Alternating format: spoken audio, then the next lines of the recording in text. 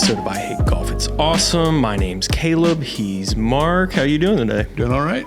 It's kind of a rainy, gloomy, kind of not great day. It did warm up a little bit. It's been a cold week up here. I actually just got back from Florida, and I think I brought all the rain with me. I was excited to get to play some golf, and then it rained for 2 days straight, so that's not ideal. But we're back doing a little bit of work on the clubhouse today while, there's not much we can do outside. How's your week going?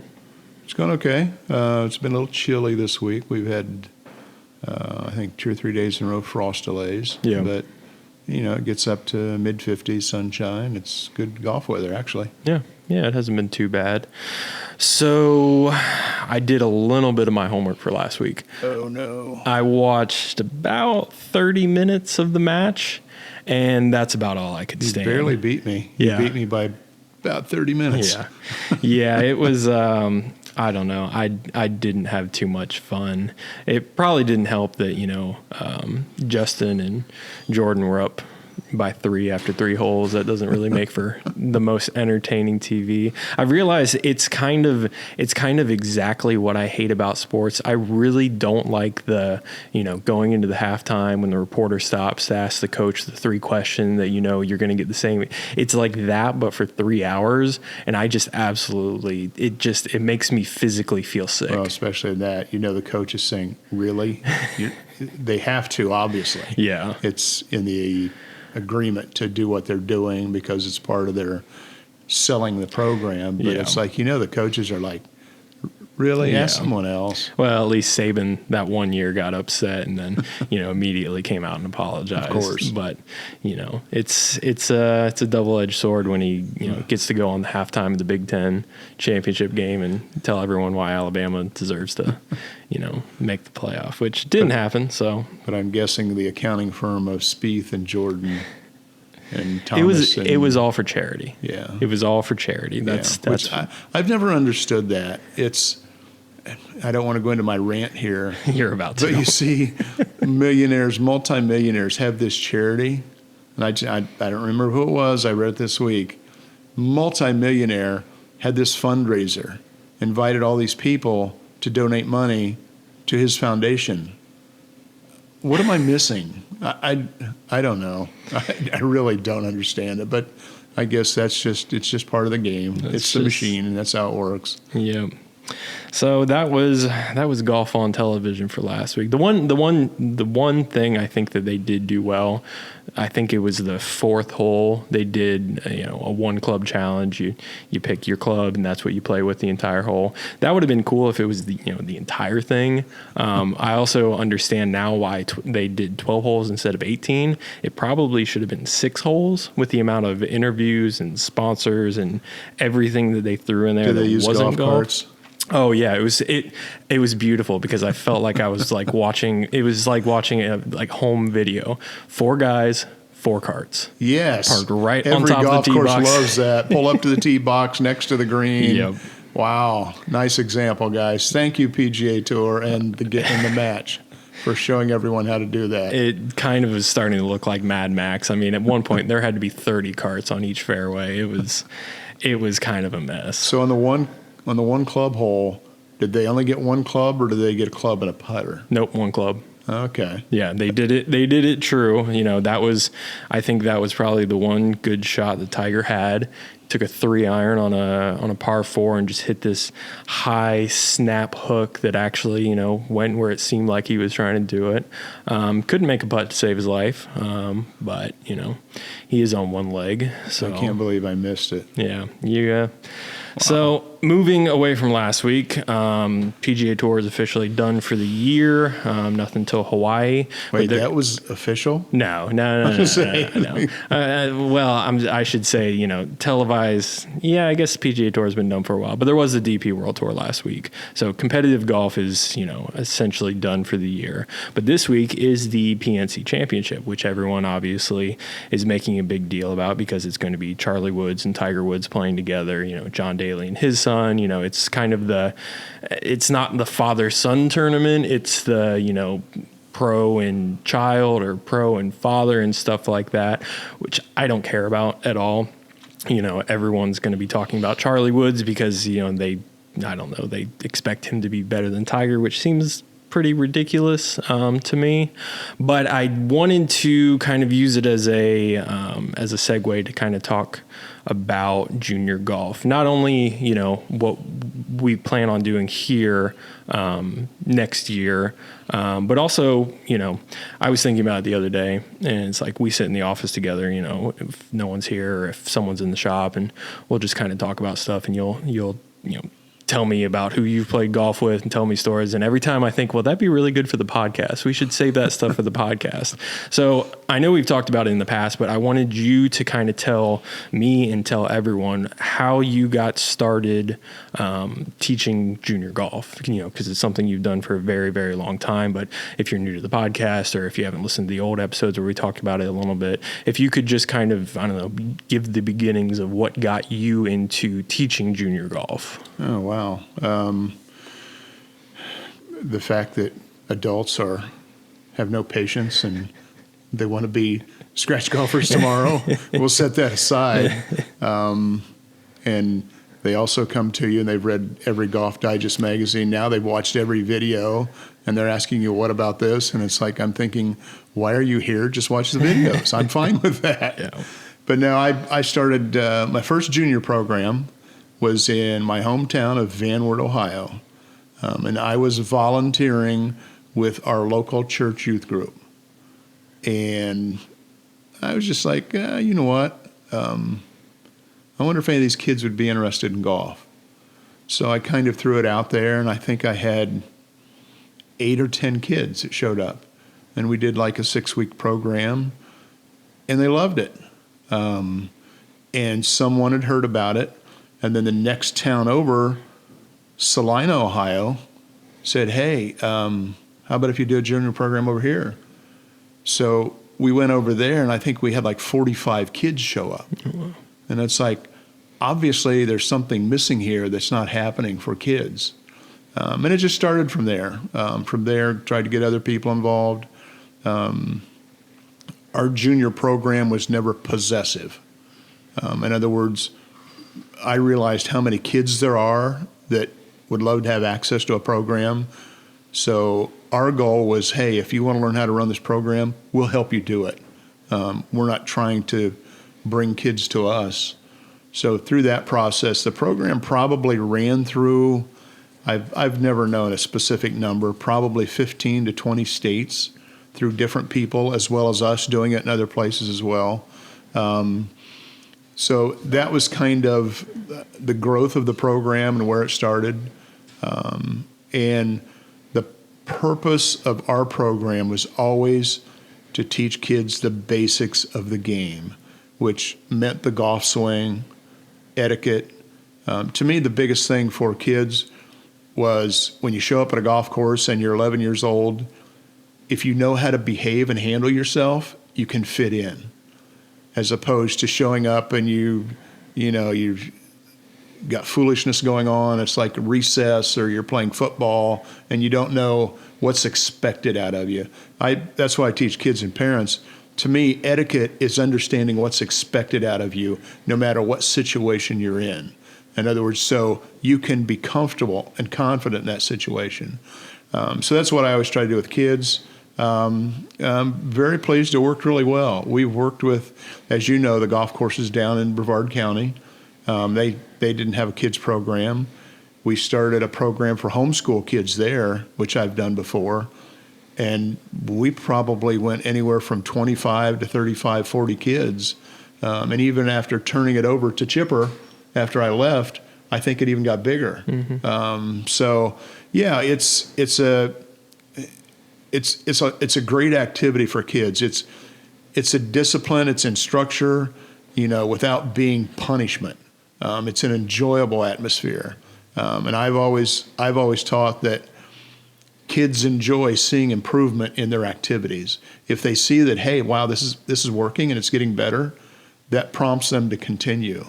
To me, that's the biggest thing. I remember years ago getting into discussion with this teaching guru that would take kids in, and he told me, he asked me about our program. He said, well, I start kids 3 feet from the hole, and they learn to play, they learn the discipline right there.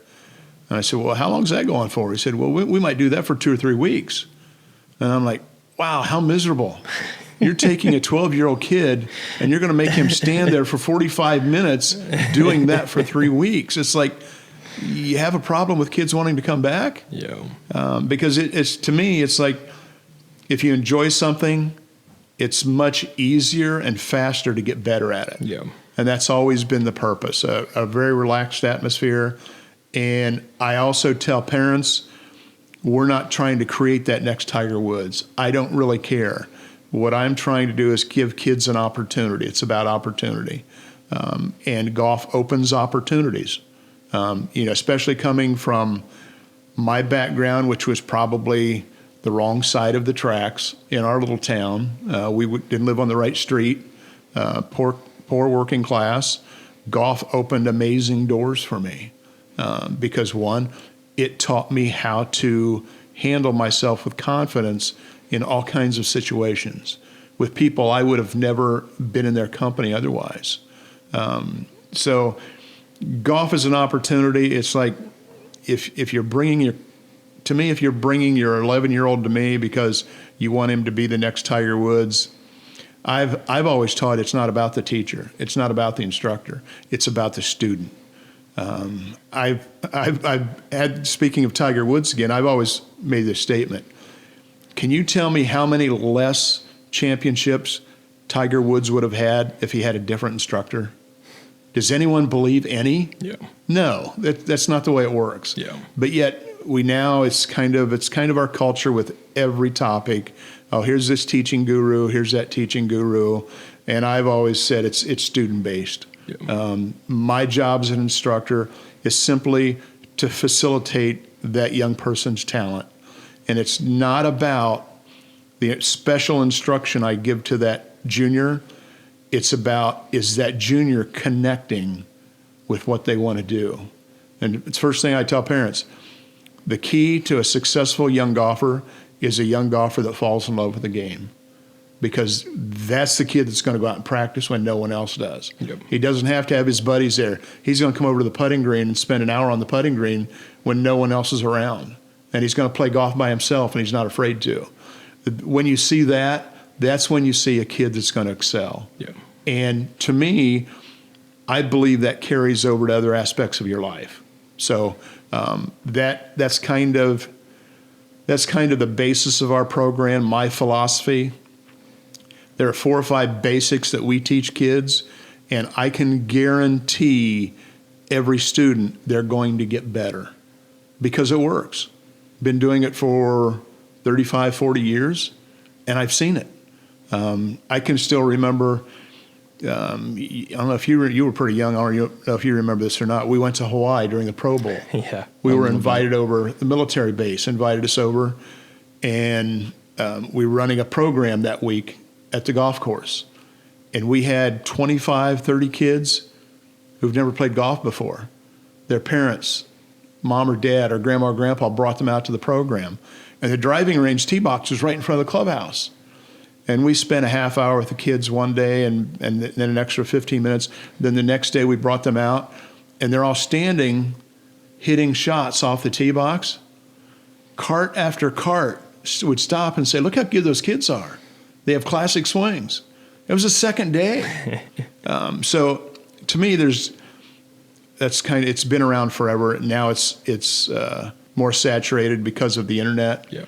There was always that teaching video, whether it was a VHS or the new Golf Digest article, that was always going to unlock the mystery of the golf swing. There is no mystery to the golf swing.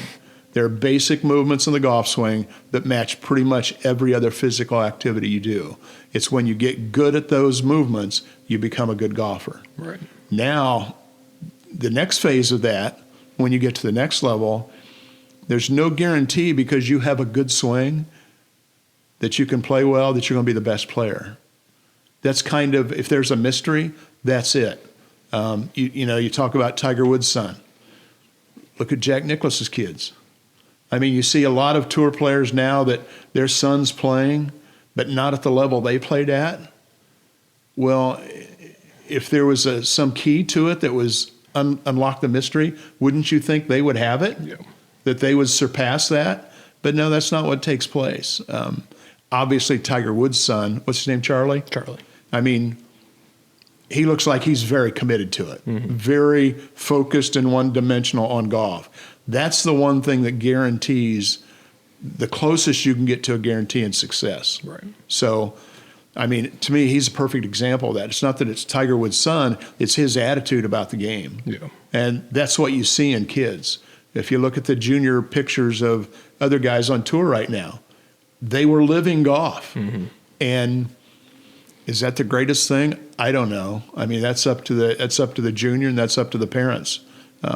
You know, I was the same way with baseball. You know that. It's like, no, we're not playing traveling teams. We're not doing that. You have a baseball season. You're really good at it, and let's enjoy that, and then let's do other things too. Yep. Maybe those days are over. I don't know. Maybe you have to be one-dimensional now. Yeah. But yet, I look at college football coaches, and a lot of times I hear them, they're recruiting that 4 and 5 star, but they want them to be good at other sports. Right. They want them to see that athletic ability and that talent. So who knows where that's going? And do you think that's different? You know, because I was going to bring that up about, you know, you always hear about the linebacker who was also, you know, Mr. Basketball in Pennsylvania or something like that. Someone that was a really good 2-sport, 3-sport athlete. Do you think that golf is just different? That, you know, to get to that next level, not that you have to only play this one sport your entire life, but do you think that with golf it is different, that there's a cutoff point that if you want to, you know, take that next step, you have to and I'm not talking about, like, you know, obviously when you're 18 and you're trying to decide what to go to college for, it's like if you're going to play on the college golf team, you probably can't do baseball and basketball. But, you know, high school age, do you think there needs to be that commitment to one sport to be able to take that next step? Or do you think that, you know, there are benefits to, outside of, you know, the personal benefits, but actually the athleticism benefits of playing basketball, baseball, football, and golf? I would say no, you don't have to. But then in hindsight, I look at me, and that's what happened to me. Yeah. I quit everything else and played golf. Yeah. I quit basketball after my sophomore year because I started playing. But it's like kind of goofy. I still played all the basketball I wanted to. Yeah. And we're in Ohio. Yeah. So I wasn't playing golf in January. Yeah. So, but we did hit golf balls into a net, I remember, as a golf team a few times, which it was like a dinosaur experience looking at it now. It's like half the time we miss the net. It's just in the gym. But no, I think it's just, again, and that's the way I teach golf. You know, my instruction, even with the kids, whether it's an adult, it's student-based. I don't have a system I teach you. Yeah. First lesson, I look at you, and it's like, okay, there's probably 1 or 2 things I'm going to give you in that first lesson. And I tell people, you probably don't need to see me again for another 6 weeks maybe. Yeah. Because you've got stuff to work on. You don't come back every week and me remind you of stuff. It's like, it's up to you. I give it to you and it's up to you. So but every person, to me, they have a different physical makeup, different emotional makeup, different spiritual makeup. That all comes out in your physical activity. Right. So it's evaluating that and, okay, what fits for you? What do you need? It's the same way with, you know, there's the last series we did before I left down there and came up here with our homeschool kids. There was a mom that brought, I think he was probably 9 or 10, and I would guess he would probably be called the problem child. Very active and very out there. And she was kind of like warning me. It's like, okay, if he doesn't fit with this, that's okay. But it's like, no, we targeted that. We know who he is. We know his personality. And he fit right in. Yeah. Was he a little more boisterous than everyone else? Yes, but you know what? That didn't bother the kid that was quiet, because that kid was fine being quiet. Yeah. So it's allowing people with their personality and their characteristics to develop based on that, not on my system. If someone fails, that's why I believe it's my fault. Mm-hmm. If I can't teach you how to hit a golf ball, it's my fault. But see, someone that has a system is going to tell you it's your fault. Yeah. You're not getting my system right, so it's your fault. Yeah. So that's probably an escape for a lot of instructors. It's like, no, if I can't get you to fix that, that's on me. Yeah. It's not because you can't get my system down. Yeah, that's funny you bring that up. I was just listening to another golf podcast when I was driving back from Florida, and I won't mention any brand names because I think he made it pretty clear that if you do without his permission, you will be sued. So I'm just going to say there was a system that was talked about a lot, and he stated that no one that's ever done our system has gotten worse.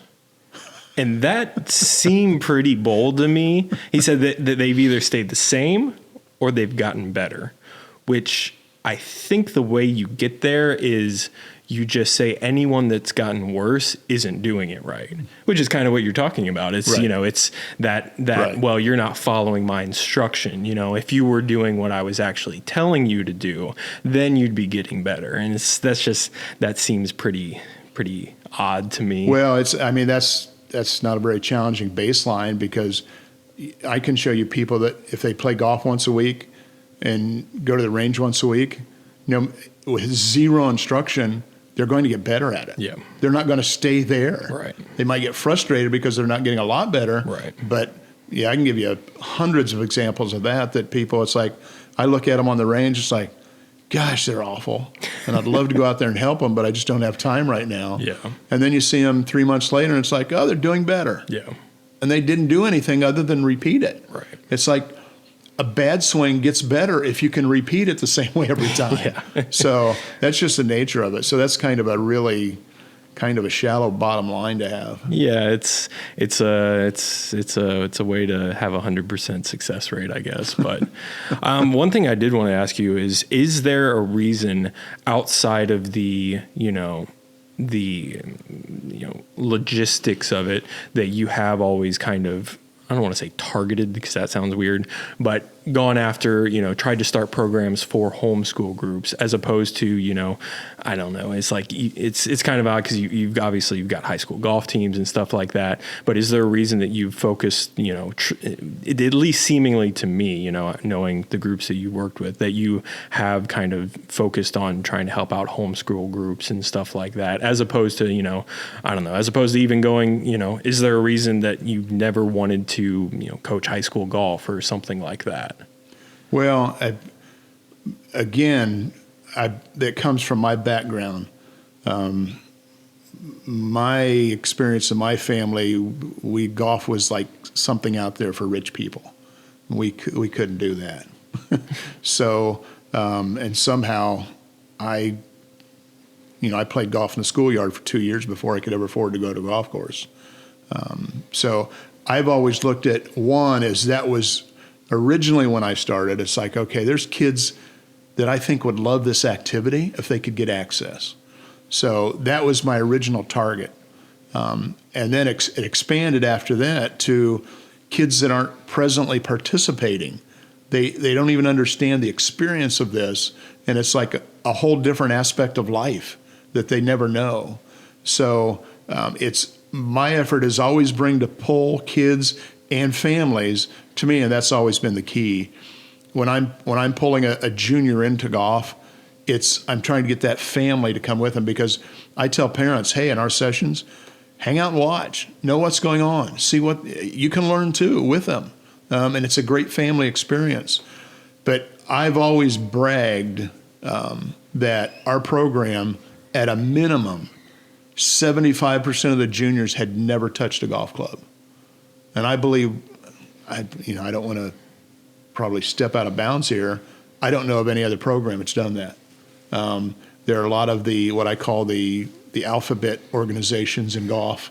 They all have the letters in their names. They have junior programs, and I look at them, and it's like, and that's great. It's fine. It's like I've always said, it's like there are more juniors in this country than every program can accommodate. So there's always room for more. There's always room to do more. But to me, a lot of them were simply targeting the clubs that their kids were already there. The Right. families were already there. They all already had access to anything they wanted. Right. And to create a program for that, I can just tell you I had zero interest in that. Absolutely zero interest in that. I didn't want to be at a club and say, okay, hey, let's take these kids and let's start a program. It's like, those kids already had access. So I never felt the need to do that. So my purpose was always, one is reaching out, I'll mention this briefly. This goes back to my spiritual makeup. I believe my God is a God of opportunity.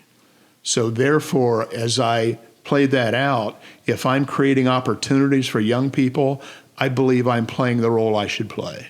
It's that simple. So when there's, we've worked with boys and girls clubs, we've worked with civic organizations, we've worked with churches, homeschool groups, that none of them had access to a golf activity. Mm-hmm. And I have to tell you, sometimes it's very frustrating to me because they don't grasp it.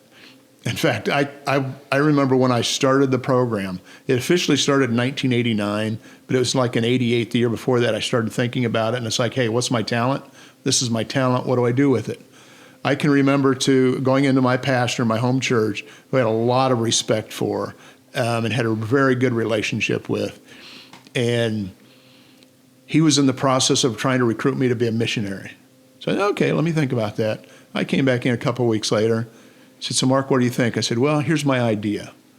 I want to start a golf program for kids. He said, what? This was back 88, 89. And he's like, really?